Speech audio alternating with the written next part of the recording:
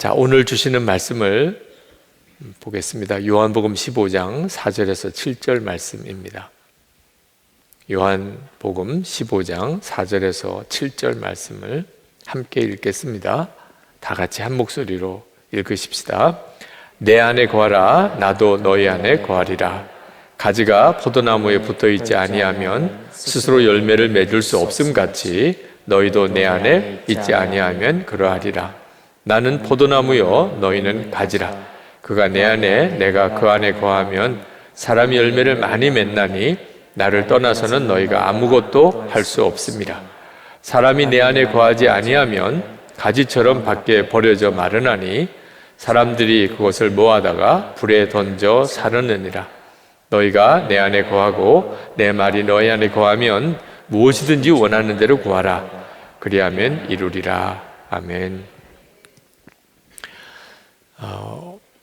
조금 오래되긴 했습니다만 한번 금요성령 집회 때 두 다리가 절단된 의족을 하신 분이 기도를 받으러 나오신 적이 있었습니다. 불의의 사고로 두 다리를 절단할 그런 상황에 되고 그리고 의족을 하셨는데 기도 제목이 하나님이 죽음에서 나를 건져주신 것은 참 감사한데 그런데 왜 온전히 지켜주지는 않으셨습니까? 그런 원망이 계속 있다는 거예요. 죽지 않게 그래도 그 가운데 생명을 지켜주신 건 참 고맙지만 이렇게 의족을 하고 살아야 하는 것은 너무 마음이 힘들다. 그러면서 목사님 감사할 수 있게 해주세요. 감사를 해야 된다고 생각은 하는데 그게 감사가 나와야 감사지 마음에는 계속 원망이 일어나고 그걸 너무너무 힘들어하면서 기도 부탁을 하시더라고요. 제가 그분을 머리에 손을 얹고 기도하려는데 그냥 눈물이 나더라고요. 그 심정이 그렇게 마음에 그냥 와닿더라고요. 얼마나 힘들겠어요. 두 다리 다 의족을 하고 앞으로 어떻게 살아가야 되나 그런 마음의 심정이 어떨까 그런 생각이 들더라고요. 그때 정말 간절히 성령께 구했어요. 성령께서만 하실 수 있습니다. 주님을 만나게 하시고 그리고 하나님의 나라를 보게 하소서. 예수님 재림에 오실 때 그 다리도 완전히 회복시켜 주신다고 하셨거든요. 우리 주님 재림에 오시면 그러면 우리가 몸이 온전한 몸으로 그때 다 회복이 됩니다. 성령께서 그것을 알게 하시고 믿게 해주세요. 하나님이 그분에게 다시 다리가 다 온전하게 되어지는 역사를 못 하실 리는 없겠죠. 하나님이 하시려고만 하시면. 그러나 지금까지 그와 같은 일들이 일어났다는 경우를 거의 보지를 못했어요. 물론 역사에 정말 나면서 걷지 못했던 그 솔로몬 그 성전에 앉아있던 그 사람도 나사렛 예수의 이름으로 벌떡 일어나는 일도 있었고 김익두 목사님 집회 때 그런 기적도 있었다고 하는 이야기는 듣지만 그런 일을 하나님이 지금도 행하시는 경우는 거의 보지를 못했어요. 왜 그럴까? 실제로 영적인 진리를, 진실을 알고 나면 꼭 그런 기적이 필요한 건 아니기 때문에 그렇습니다. 우리가 정말 영적인 눈이 열리고 나면 예수님이 우리와 함께 계신 것과 하나님의 나라와 주님이 재림에 오시고 그리고 우리의 육신과 영이 완전히 새로워지는 하나님의 역사를 정말 알고 나면 그러면 이거 해주세요, 저거 해주세요. 왜 하나님은 나에게 온전히 역사 안 하시나요? 왜 속히 응답 안 하시나요? 이런 마음의 조급함, 그런 낙심 다 의미가 없어져요. 사도 바울도 육체에 가시가 있었잖아요. 하나님 앞에 고쳐달라고 3번이나 기도했을 때 하나님이 응답하셨습니다. 내 은혜가 내게 족하다. 내가 약할 때 온전해진다. 사도 바울이 눈이 뜨였어요. 그리고 난 다음에 사도 바울은 더 이상 고쳐달라고 안 했습니다. 완전한 답을 얻었어요. 그리고 오히려 자기의 그 약한 것을 기뻐하고 자랑했어요. 눈이 뜨이고 나면, 영적인 눈이 온전히 뜨이고 나면, 그러면 내 마음의 조급함, 낙심, 어떤 자화절, 원망 다 바뀌어져 버려요. 우리가 진짜 눈이 뜨여야 할 게 뭔가? 우리와 함께 계시는 예수님이에요. 우리가 그토록 주님을 바라보시자 24시간 주님과 동행하시라고 권해드리는 이유는 주님이 나와 함께 계시는 게 정말 믿어지고 그 주님을 바라보는 눈이 뜨이고 나면 그러면 우리의 소원도 달라지고 마음의 갈망도 달라지고 내 마음의 진정한 만족과 감사의 제목도 다 바뀝니다. 아직도 영적인 눈이 진짜 뜨이지 않으니까 엉뚱한 걸 붙잡고 안달하고 조급해하고 좌절하고들 사는 거예요. 어제 어느 분이 저에게 메일을 보내셨어요. 요즘 기도하다 보면 가끔씩 무의식적으로 하나님, 제가 인용하기도 그러네요. 그러니까 하나님에 대한 욕이 막 나온대요, 입에서. 즉시 회개하지만 두렵습니다. 구원받지 못하는 게 아닌지 잠을 이루지 못해 목사님께 묻습니다. 짤막한 메일이 왔어요. 참 곤혹스럽겠죠. 자기도 모르게 갑자기 하나님에 대해서 막 욕이 나오는 거예요. 이거 잘못하다가 나 진짜 버림받은 영혼 아니냐, 그런 두려움이 와서 저에게 메일을 보내셨더라고요. 얼마나 난감하겠습니까? 하나님을 욕하는 것이 자기 입에서부터 욕이 나온다면. 그런데 이분에게 있어서 그 하나님을 욕하는 것보다 더 놀라운 것은요, 그분이 그때마다 즉시 하나님께 회개한다는 거예요. 즉시 하나님, 제가 지금 정말 말도 안 되는 말을 내뱉었습니다 라고 회개를 하게 됐다는 거예요. 그리고 저에게 목사님, 저 어떻게 해야 되죠? 이건 내가 완전히 버림받은 영혼 아닙니까? 그렇게 저에게 상담 메일을 보냈다는 거예요. 여러분, 하나님을 욕을 하는 사람들 많습니다. 지금 세상은 정말 악한 세상이 되었어요. 그런데 하나님을 욕하는 사람들 중에 이분은 정말 특별한 사람이죠. 하나님을 욕하는 사람이 다 자기가 욕하고 난 다음에 바로 회개합니까? 그리고 어느 목사님에게든지 메일을 보내서 상담합니까? 그런데 이분은 그렇게 하고 있잖아요. 그러니까 지금 이분이 정말 주목해 봐야 될 것은 하나님을 욕을 하는 그런 정말 무서운 영적인 어떤 시험만 아니고, 그럼에도 여전히 자기 안에 역사하시는 성령의 역사예요. 이걸 성령의 근심이라고 하는 거죠. 에베소서 4장 30절에 하나님의 성령을 근심하게 하지 말라. 그 안에서 너희가 구원의 날까지 인치심을 받았느니라. 성령이 그 마음에 계신 사람은 영생을 소유하고 있는 사람이에요. 성령이 근심할지언정 그 사람 속에 역사하고 있잖아요. 그걸 주목해 봐야 돼요. 그래서 그분에게 메일을 간단하게라도 보냈어요. 당신이 하나님을 욕을 하고 있지만 즉시 회개할 마음이 들고, 그리고 목사님에게 상담하는 메일을 보내는 것은 당신 안에 또 동일하게 성령께서 여전히 역사하고 있다는 증거입니다. 그러니 이제 또 그런 일이 벌어지면 이제는 회개만 하지 말고 담대하게 대적하세요. 예수의 이름으로 명하니, 예수님의 보혈에 의지하여 명하니, 나에게 하나님을 욕하게 하는 영은 떠나가라! 담대하게 외치세요. 그리고 성령의 감동하시는 대로, 하나님, 제가 더 이상 입으로 하나님을 욕하기 원치 않습니다. 하나님을 찬양하고 하나님을 증거하는 삶을 살기 원합니다. 그렇게 구하세요. 구하라 그러면 주실 것이요 하셨으니까. 여러분, 우리 안에 성령께서 계시다는 것은 정말 놀라운 일이에요. 여러분이 그 사실을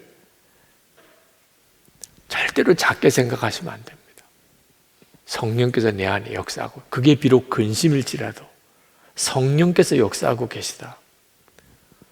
여러분이 그 사실에 대해서 정확히 알게 되면, 그러면 마귀가 더 이상 여러분을 넘어뜨리지 못해요. 여러분도 여러분이 얼마나 놀라운 은혜 속에 살고 있는가를 알게 되니까, 그러니까 문제를 헤쳐나갈 힘을 얻게 돼요. 그러나 성령이 내 마음에 계시다는 것으로만 그치면 참 안타까운 일이에요. 평생을 성령을 근심하게 하고 회개만 하고 그렇게 끝낼 겁니까? 그럼 어떻게 하죠? 이제 우리가 할 일이 있는데, 그것은 예수님 안에 거하기를 힘쓰는 겁니다. 내 안에 성령이 와 계시다는 것에 대해서 만족할 게 아니고, 이제는 예수님 안에 거하기를 힘쓰는 거예요. 요한복음 15장 4절 오늘 말씀에 내 안에 거하라 나도 너희 안에 거하리라. 이것이 정말 하나님을 기쁘시게 하는 거예요. 여러분이 성령을 받았다는 것도 하나님이 대단히 기뻐할 일이지만, 하나님이 정말 기뻐하시는 것은 여러분 자신이 예수님 안에 거하는 것입니다. 예수님 안에 거한다는 것은 도대체 뭘 어떻게 하는 건가? 그냥 그림으로 그려보세요.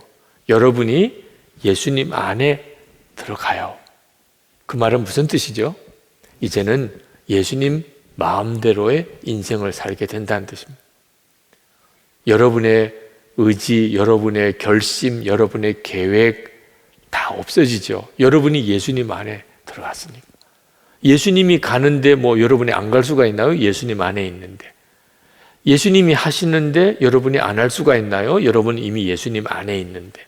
그러니까 여러분이 예수님 안에 거한다는 말은 이제는 내 생각, 내 계획, 내 결심 없습니다. 이제는 주님 마음대로 하세요. 이제는 주님 가는 대로 나도 가고, 주님 하는 일 나도 하고, 주님 원하는 대로 나를 사용하세요. 그러니까 완전한 순종을 결심하는 겁니다. 예수님 안에 거한다는 말은 완전한 순종을 결심하는 겁니다. 많은 성도들이 이처럼 예수님과 하나가 되는 거, 예수님에게 완전히 복종하는 것을 대단히 두려워합니다. 그건 너무 힘들 거라고 생각이 드는 거예요. 어떻게 그렇게 살 수가 있겠어? 정말 몰라서 그래요. 우리가 예수님 안에 거하는 거, 완전한 순종으로 이제는 주님께 내 모든 삶을 다 맡겨버리는 겁니다. 여러분, 이 삶이 가장 안전하고 가장 평안하고 가장 강력합니다. 예수 믿으면 다 누리는 축복인데, 그게 얼마나 좋은지를 모르니까 여전히 예수님 안에 온전히 거하는 것에 대해서 주저하는 거예요. 그러니까 예수를 믿는 건지 안 믿는 건지 애매한 상태에서 사는 겁니다. 여러분, 잠수함이 더 견고할까요? 물고기가 더 견고할까요? 얼핏 보면 잠수함이 훨씬 견고하죠. 그런데 잠수함은 바다 그 깊이에 들어갈 수 있는 한계선이 있습니다. 그 선 이하로 내려가면 잠수함이 터져버려요. 수압을 견디지 못해서. 근데 깊은 심해에도요, 그 연약해 보이는 물고기가 살아요. 잠수함도 못 들어가는 그 깊은 심해에 아주 연약해 보이는 물고기가요, 그 수압을 다 견디며 산다니까요. 우리에게 있어서 문제는 어려움이 많은 게 문제가 아닙니다. 어려움이 많아서 너무 고난이 심해서 우리가 무너지는 거 아니에요. 우리는 참 약해 보이지만 그 심해 속에 있는 물고기처럼 우리가 대단히 강해질 수 있는 조건이 하나 있어요. 예수님과 연합하는 것입니다. 그래서 예수님께서 내 안에 거하라, 나도 너희 안에 거하리라고 하신 거예요. 그게 우리가 살 길이니까. 이 세상에서 마귀가 얼마나 무섭게 역사하는지. 오늘도 우리가 보혈 찬송을 부르고 보혈의 권세에 의지하여 우리가 마귀의 권세가 꺾어지기를 우리가 기도하고 선포했는데, 그만큼 영적인 시달림이 많아요. 어떻게 이기죠? 예수님과 연합해서 이기는 겁니다. 우리가 예수님과 함께 십자가에 죽고 예수님으로 살게 하시는 이유, 그것만이 세상을 이기는 길이니까. 내 안에 거하라, 나도 너희 안에 거하리라. 그러면 열매를 많이 맺을 것이라. 그 길밖에는 없으니까. 그러므로 여러분, 예수님 안에 거하는 것을 절대로 작게 생각하면 안 됩니다. 아무리 힘들고 아무리 어려운 일이 있어도 주님이 나와 함께 계시는 게 믿어지고 주님이 내게 말씀하는 게 들리면 얼마든지 참을 수 있어요. 아무리 힘들고 아무리 견딜 수 없을 것 같아도요, 다른 사람이 볼 때는 당신 어떻게 견딥니까 싶어도요, 주님이 함께 계시는 게 믿어지고 주님의 음성이 들리면 얼마든지 견뎌요. 얼마든지 이겨나갈 수 있어요. 많은 하나님의 사람들이 다 그렇게 이겨나갔어요. 이제는 끝인 것 같다, 더 이상 견딜 수가 없다, 이런 마음이 어느 순간에 싹 사라져 버립니다. 오히려 고난에 대해서 감사하는 마음이 생겨요. 주님을 바라보는 눈이 뜨이는 것이 열쇠예요. 주님의 음성을 듣는 귀가 열리는 것이 열쇠라니까요. 제가 한번 어느 집회에 가서 원수도 사랑하라 하는 제목의 설교를 했어요. 그 설교를 할 때마다 늘 경험하는 거지만 도무지 잘 상상이 안 되는 설교를 하는 거 있는 거잖아요. 원수를 사랑하라. 그런데도 마음이 그렇게 뜨거워요.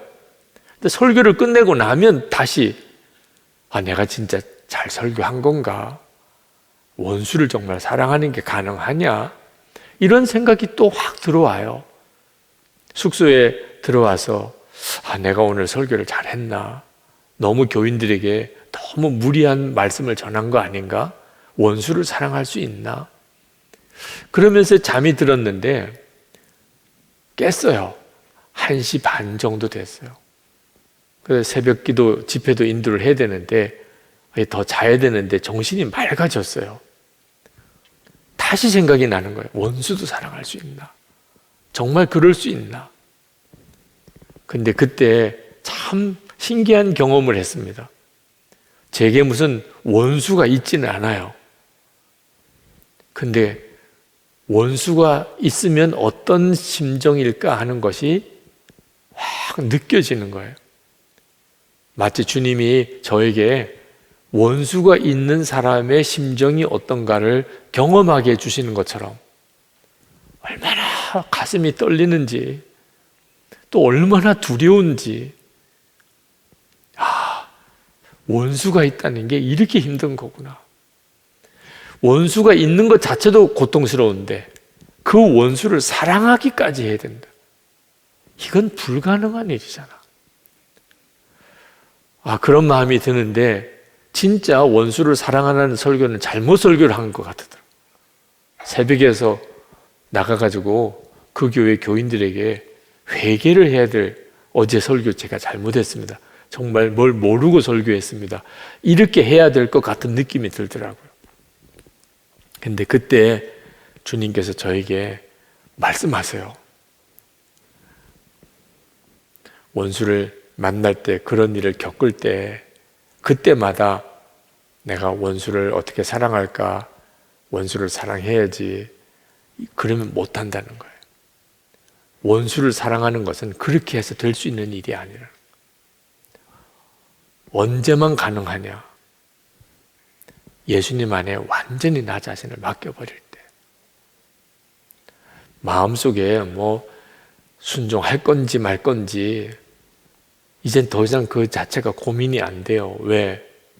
완전한 순종을 결단했으니까. 어떤 사람을 만나든지 그 사람이 원수일지라도 나에게는 선택의 여지가 없어요. 사랑하라. 이미 결론 내렸어요. 그러지 않으면 못하는 일이라.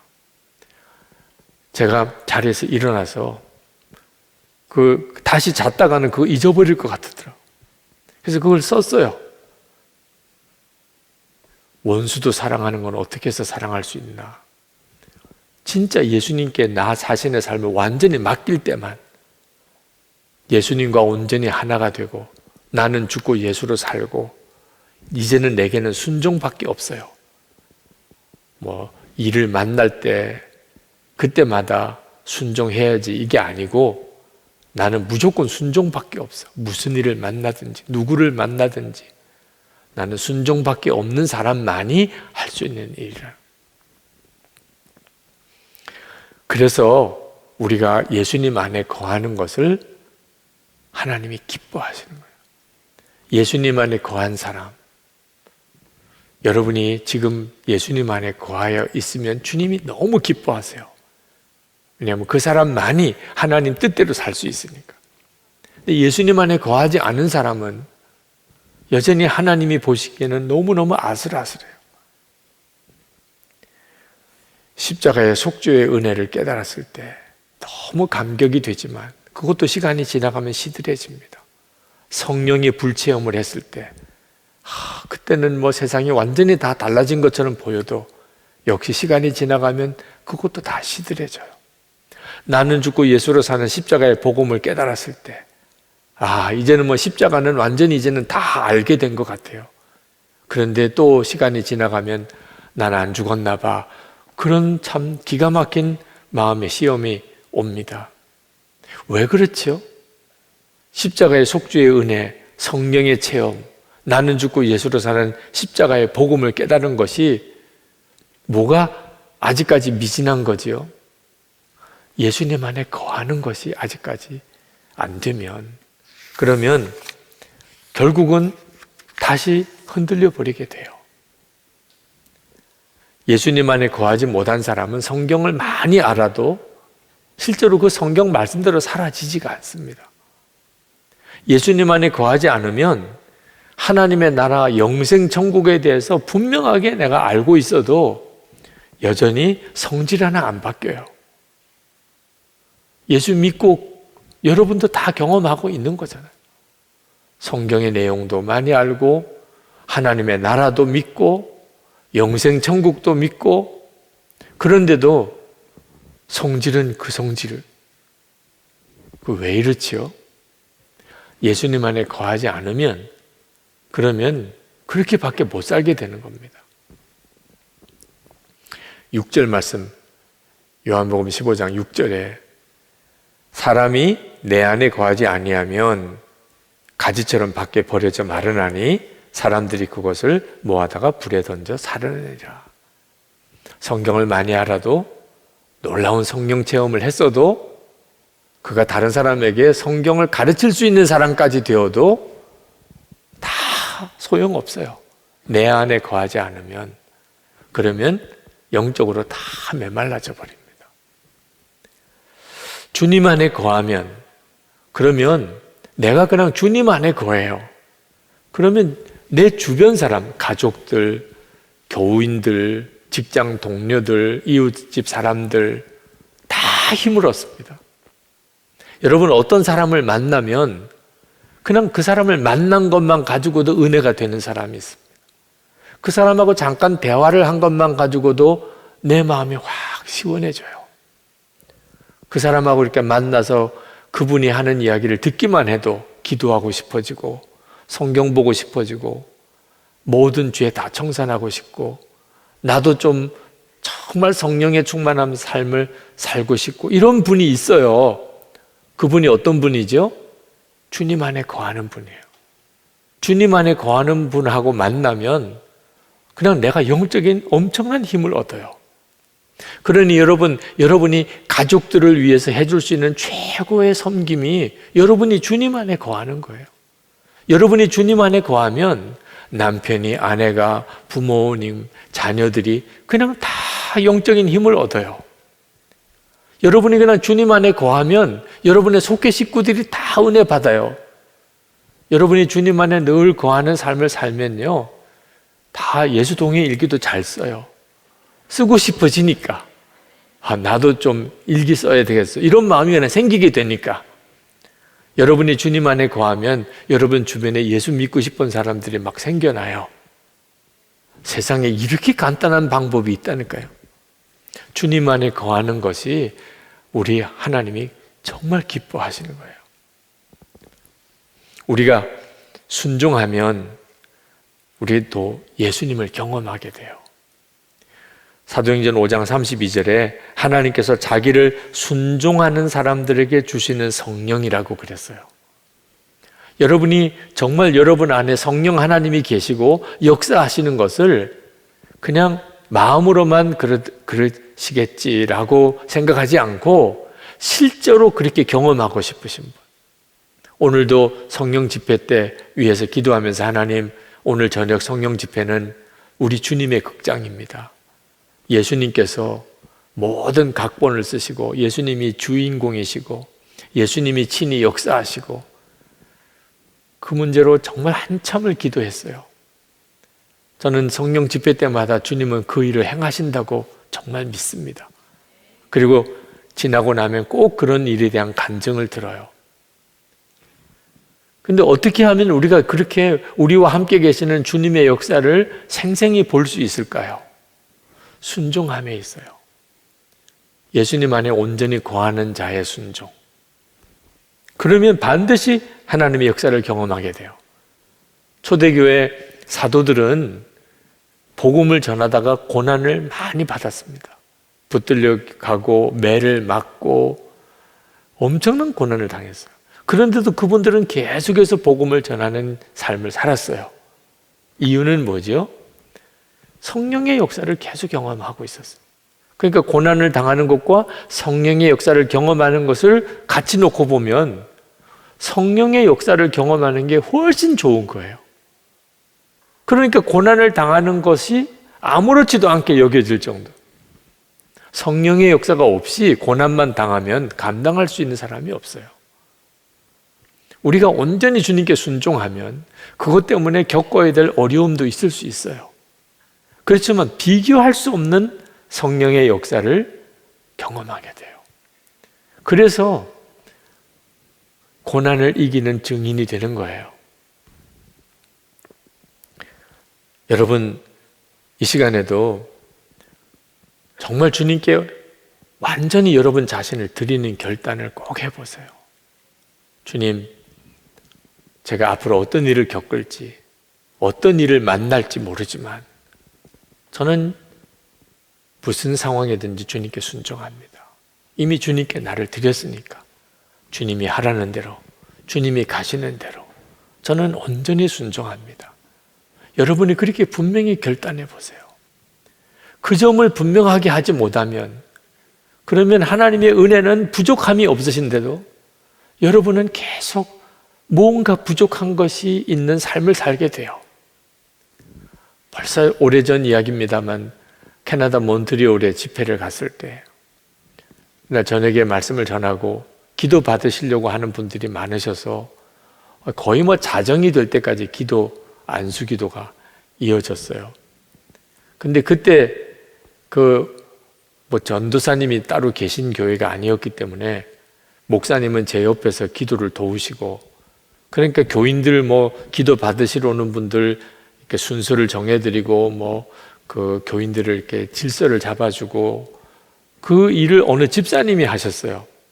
제가 안수기도 하면서 보니까 그 집사님이 정말 그 일을 잘 하시더라고요. 어느 전도사님 못지않게 잘 하셔서 그날 저녁 안수기도회가 그래도 잘 마쳤어요. 그래서 이제 다 기도를 받으시고 가시고 이제 그 집사님만 남으셨어요. 그래서 그 집사님이 목사님 저도 좀 기도해 주세요. 엄청 힘들었지만 안 할 수가 없어요. 그걸 전부 다 그 집사님이 다 옆에서 섬기고 안수기도를 다 도왔으니 기도해 드려야죠. 그랬더니 그 집사님이 그 예배당 가운데서 무릎을 꿇으세요. 기도해 달라고.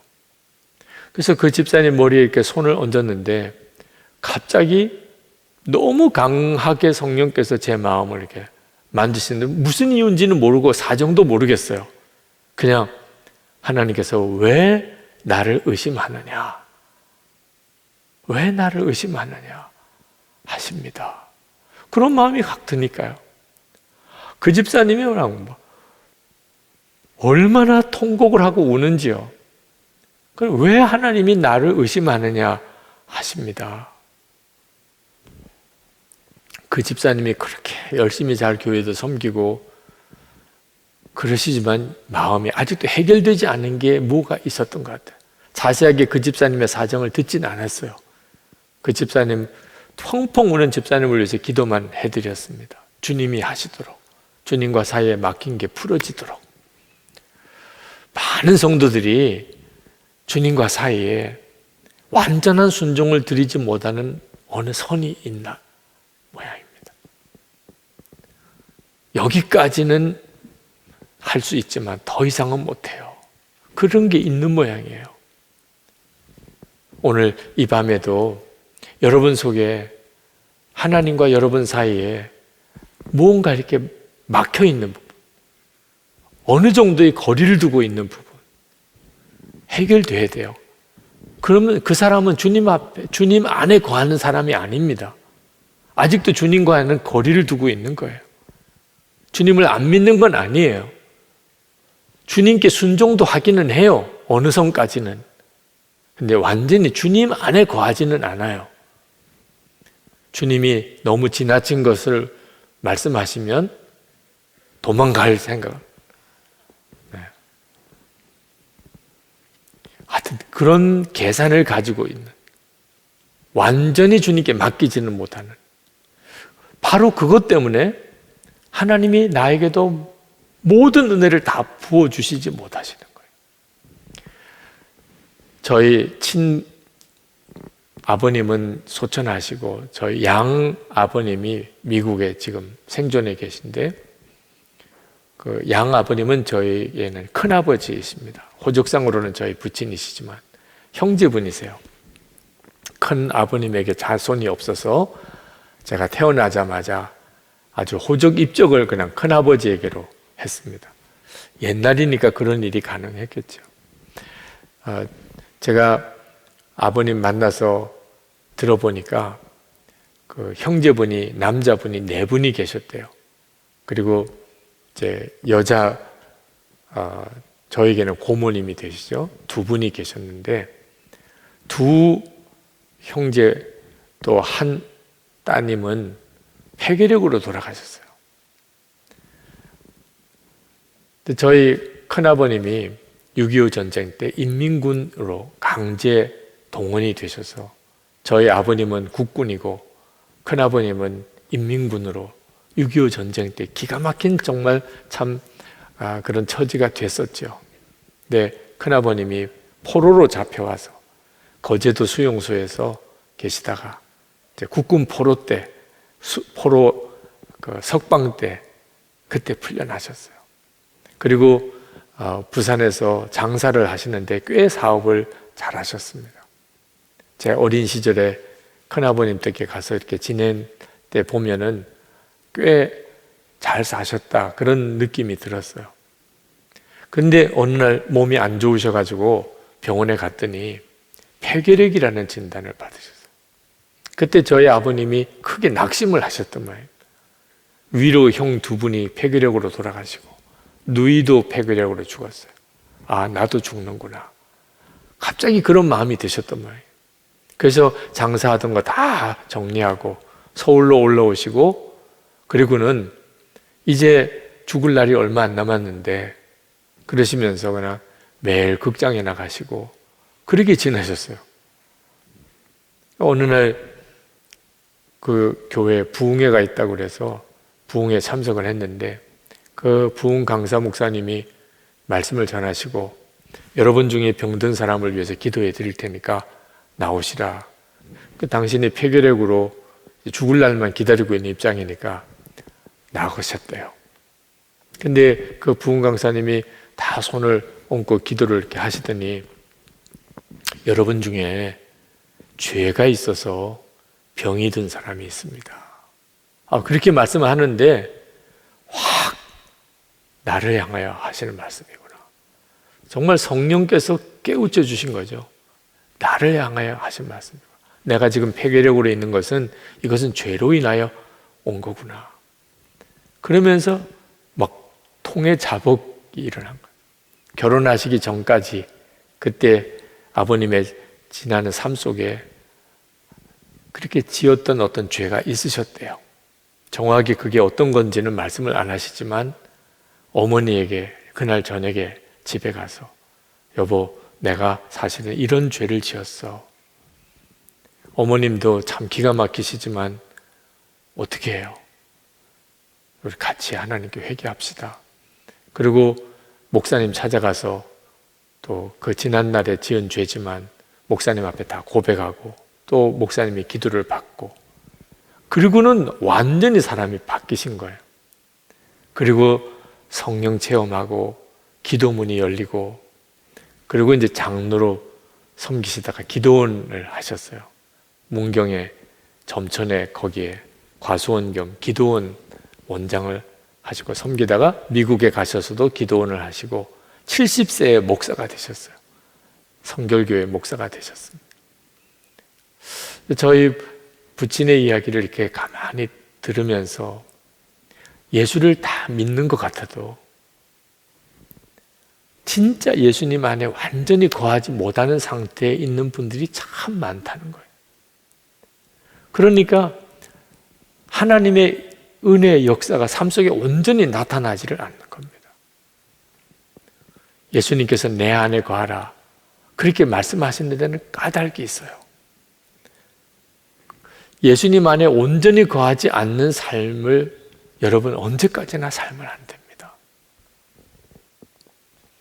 여러분 이제는 정말 주님 안에 거하시고 예수님께서 여러분의 매일매일의 삶을 실제로 이끌어 가시는 것을 이제는 결단해야 돼요. 여러분의 하루는 예수님이 연출하시고 실제로 예수님이 주인공이 되시는 예수님의 극장이에요. 오늘 하루는 이렇게 지나갔지만 이제 내일 아침에는 예수님의 극장인 하루가 시작이 되는 겁니다. 여러분은 예수님 안에 완전히 거하는 거예요. 그러면 주님이 여러분 안에 거하시고 주님의 역사가 나타난다고 하셨잖아요. 여러분이 할 일은 이제 기록하는 거예요. 기록하는 거. 주님이 마음 주시는 거, 주님이 무슨 역사를 행하신 거 처음에는 긴가민가 싶기도 해요. 이게 주님의 역사인가 아닌가 다 그렇게 안 살았었기 때문에 처음에는 뭔가 희미한 것 같고 이게 이런 것 같기도 하고 아닌 것 같기도 하고 다 그런 단계를 지나지만 여러분이 하나님의 역사일 것 같아요. 이건 주님의 마음이야. 그렇게 생각나는 대로 써보세요. 기록을 계속 해보세요. 그러면 점점 더 분명해집니다. 주님의 말씀이 선명해지고 주님의 역사가 분명히 드러나고 그렇구나. 내 삶 속에도 주님이 역사하시는구나. 여러분이 다 경험하게 돼요. 예수 동행 일기를 쓰시라고 권해드리는 이유가 거기에 있어요. 그리고 혼자서만 쓰려고 하지 말고 나누세요. 그래야 여러분이 매일 일기를 쓰는 것이 더 선명해지게 돼요. 어느 교우가 그 예수 동행 일기를 나누라고 그렇게 권해드리는 것에 대해서 처음에는 잘 받아들이지 못하다가 그가 마음에 딱 깨달아지더래요. 아, 정말 그렇게 해야 되겠구나. 제가 그렇게 설명을 드렸거든요. 여러분, 왜 삶이 안 바뀝니까? 제가 여러분의 집에 가서 같이 산다고 생각해 보세요. 그러면 여러분의 생활이 다 바뀌지 않겠습니까? 목사가 우리 집에 와서 사는데, 목사가 와서 사는데도 그 정도라면 진짜 예수님이 여러분 안에 계시다면 어떻게 삶이 안 바뀔 수가 있겠습니까? 그래서 이분이 그 말씀을 듣고 생각해 봤대요. 유기성 목사가 우리 집에 와서 살면 어떤 일이 벌어질까? 그랬더니 몇 가지 생각이 나더래. 우선 청소를 깨끗하게 할 것 같다. 화장실 청소를 깨끗하게 할 것 같다. 두 번째, 일단 목소리가 낮추어질 것 같다. 소리를 안 지를 것 같다. 세 번째, 대충 하던 식사 기도를 좀 오래 하게 될 것 같다. 그리고 네 번째, 식구들에게 이제는 조금 말을 한마디를 하더라도 좀 인격적인 대우를 하게 될 것 같다. 그리고 가정 예배는 반드시 드리게 될 것 같고, 일단 텔레비는 치우게 될 것 같고, 볼 일이 없으니까 시간이 나면 성경을 보게 될 것 같고, 목사님 주무실 방 이불은 갈아 자꾸 드려야 될 것 같고, 이렇게 쓰다가 보니까 와, 진짜 생활이 완전히 바뀌겠네. 목사님만 우리 집에 와서 살아도 생활이 완전히 바뀌겠네. 내가 그동안에 예수를 믿어도 생활이 안 바뀐다 그랬는데, 예수님을 진짜 내 마음에 계신 것을 안 믿었기 때문이구나. 그리고 내가 정말 예수님이 내 안에 계시다면 내가 어떻게 살아야지 그걸 철저하게 살기 위해서 일기를 쓰게 하고 그걸 나눈 방에 내가 나눠야 되겠다. 그렇게 결심했대요. 예수님 안에 거하는 삶, 그건 여러분이 결단하는 데 달려있는 거예요. 이제는 주님이 하실 일은 다 하셨어요. 어느 분은 그 말씀을 진짜 붙잡은 사람이 있고, 어떤 분은 여전히 반응을 못하는 사람이 있어요. 여러분, 나는 죽었다, 아무것도 하지 않는 거 아닙니다. 이제는 내 의지가 아니고 주님의 의지로 사는 거예요. 내 감정으로 사는 거 아니고 주님의 감정으로 사는 거예요. 내 경험으로 사는 거 아니고 주님께 항상 묻는 자세로 사는 거예요. 그래서 삶이 완전히 달라지는 거예요.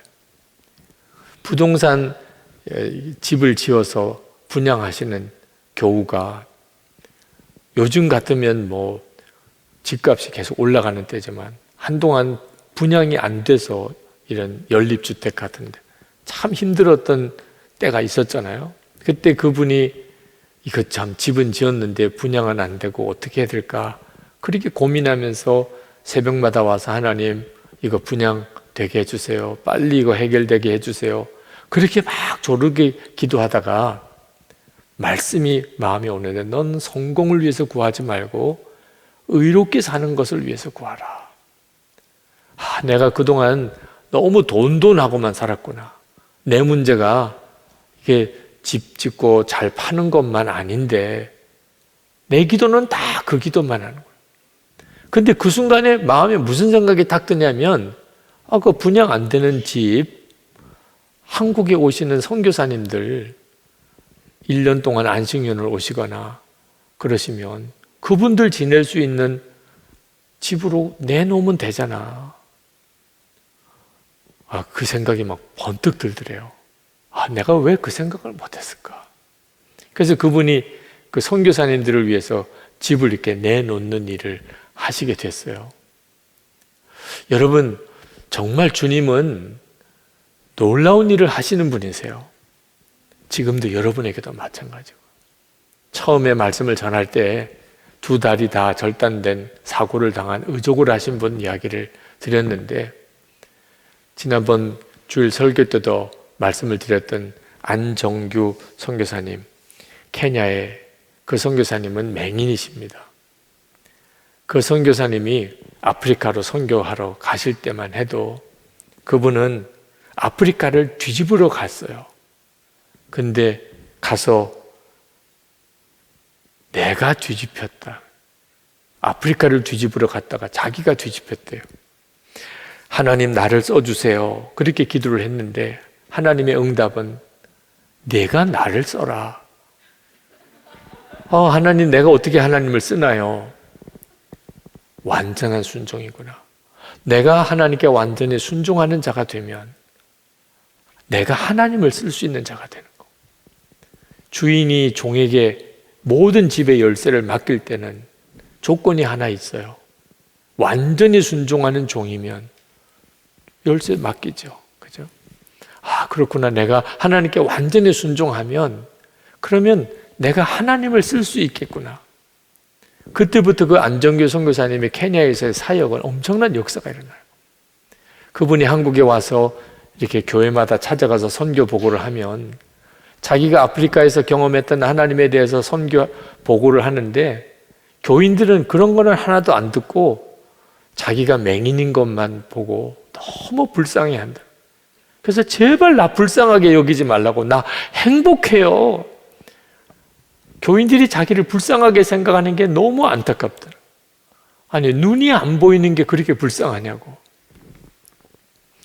눈이 안 보이는 게 중요한 거 아니라고. 영적인 세계를 바라볼 수 있는 눈이 뜨있냐 안 뜨있냐가 중요하지. 육신의 눈은 아무 상관이 없다고. 돈, 우리 몸의 세포를 위해서는 도움이 좀 될까? 진짜 중요한 진정한 영생을 얻는 일, 하나님의 나라의 영광을 경험하는 일에는 전혀 돈은 도움이 안 되더라. 방해만 될 뿐이더라. 우리가 진짜 붙잡아야 될 것은 주님이시라고. 참 그 선교사님 말씀을 전할 때는 그냥 가슴이 콱콱 이렇게 성령께서 치시는 감동이 있으시더라고요. 주님 안에 완전히 거하는 자가 가지는 영적인 힘이에요. 자, 오늘 이 시간에 여러분, 주님이 정말 여러분에게 원하시는 것, 지금 코로나19로 인해서 이렇다 저렇다 말들이 많고 백신 문제 때문도 그렇고 선거 문제도 있고 경제적인 문제, 여러분의 가정 문제, 건강 문제, 별의별 문제들이 많지만 주님이 여러분에게 원하는 것은 주님 안에 거하는 것입니다. 완전히 여러분의 삶을 주님께 맡기는 거예요.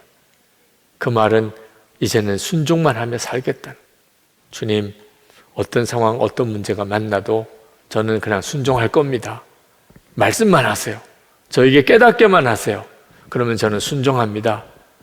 그 다음부터는 여러분은 하나님의 역사의 증인들로 쓰임을 받게 됩니다.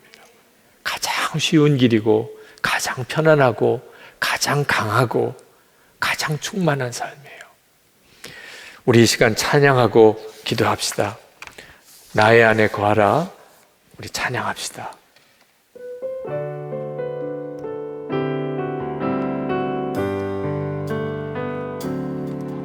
나의 안에 거하라. 나는 내 하나님이니 모든 환난 가운데 너를 지키는 자라. 두려워하지 말라. 내가 널 도와주리니 놀라지 말라. 내 손 잡아주리라. 내가 너를 지명하여 불렀나니 너는 내 것이라. 내 것이라. 너의 하나님이라. 내가 너를 보배롭고 존귀하게 여기노라.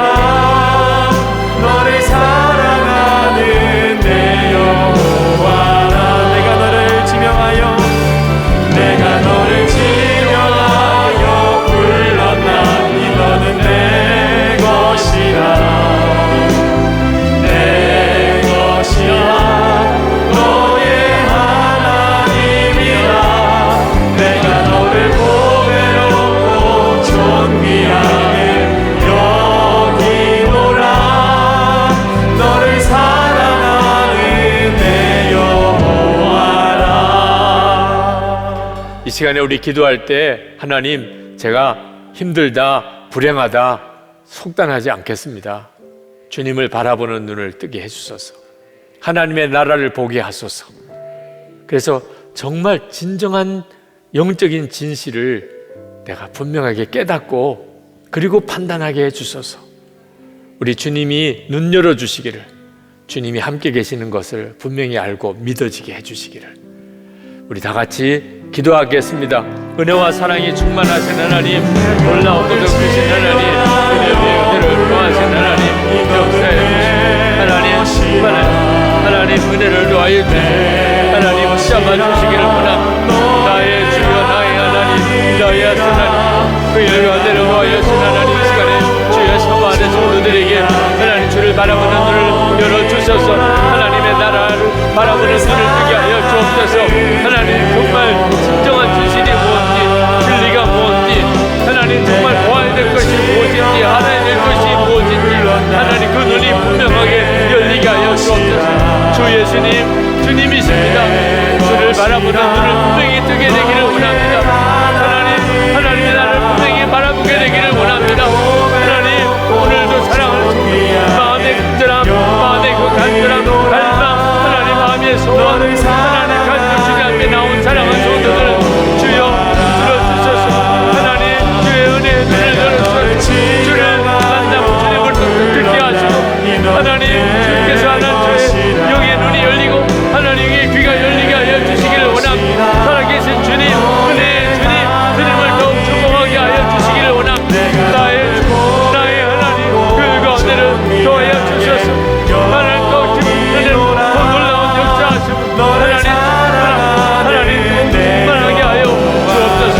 아버지 놀라우신 하나님 그대로 나의 아버지 그 가운데를 요하신 하나님 도와주시기 원합니다. 나의 하나님 앞에 구간 아버지 하나님 앞에 하나님 역사하여 주시기 원합니다. 내가 너를 보배롭고 존귀하게 여기노라. 너를 사랑하는 내 여호와라. 이 시간에 주님, 제가 예수님 안에 거합니다.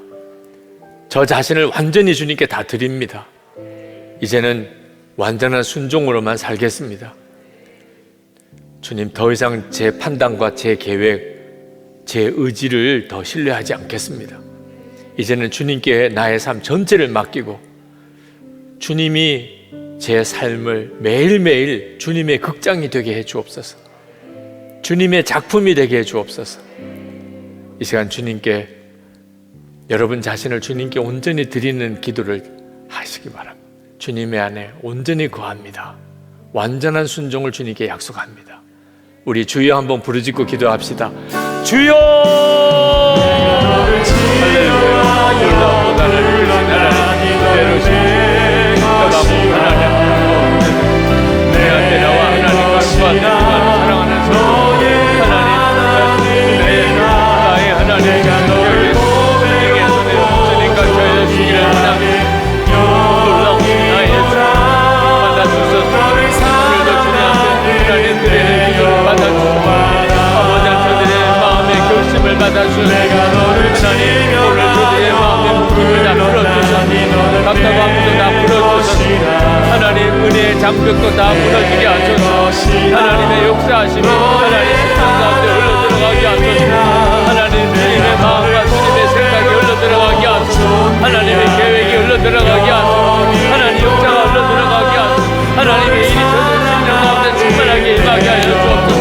아버지 하나님 주님의 하나님의 기뻐하는 자 하나님 영광 받으시는 삶으로 하나님 인도하여 주시기를 원합니다. 오 주님 주옵소서. 하나님의 놀라우신 손으로 부들어주셔서 친히 안수하소서. 하나님 좀 보시기를 원합니다. 하나님 역사하여 주시기 원합니다. 주님 놀라우신 하나님, 크신 하나님 인도하여 주시옵소서.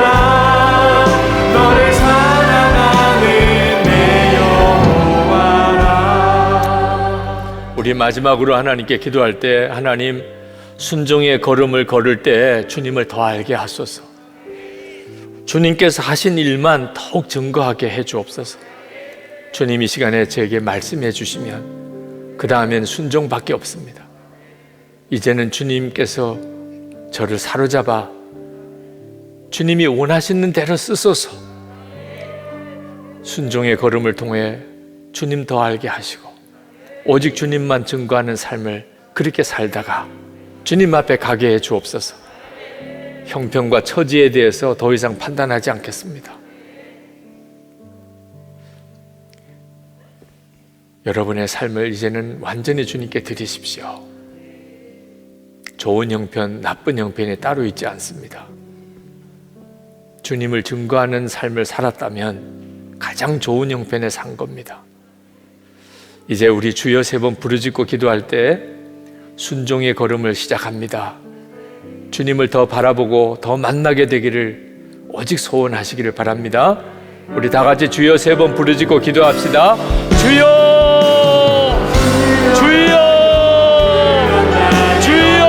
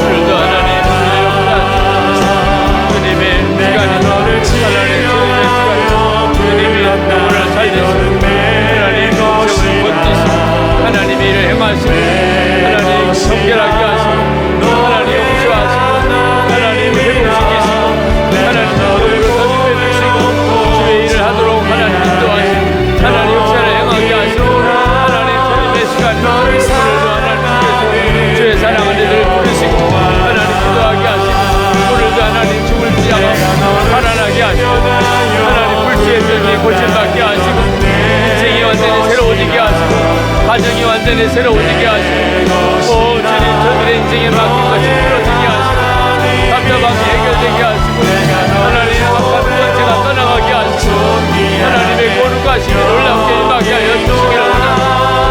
하나님의 큰 은혜가 임하게 되기를 원합니다. 오 주님의 역사하심을 놀랍게 허락하시고 주님의 일하심을 놀랍게 임하게 하시고 하나님의 일하심을 놀랍게 보게 하여 주옵소서. 아버지 놀라우신 아버지 하나님 놀라우신 주님 그대로신 하나님 마음에 답답함을 풀어주시고 하나님의 사랑을 만드소서. 주님의 사랑을 하나님의 사랑을 하나님의 사랑을 나의 하나님 갈망합니다. 하나님 사모합니다. 주님을 더 알게 하시고 하나님